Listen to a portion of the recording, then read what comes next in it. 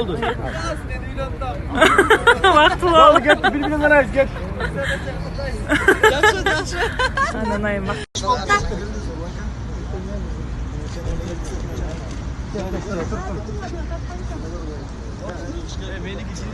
Кыргызстандын өзгөчө үнү да келипти. Данияр Алгамов тең бар болду.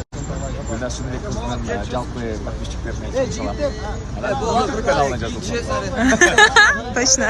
Тойдун баардыгын көрөсүздөр. Ооба. На, бири-бирибизди тартып.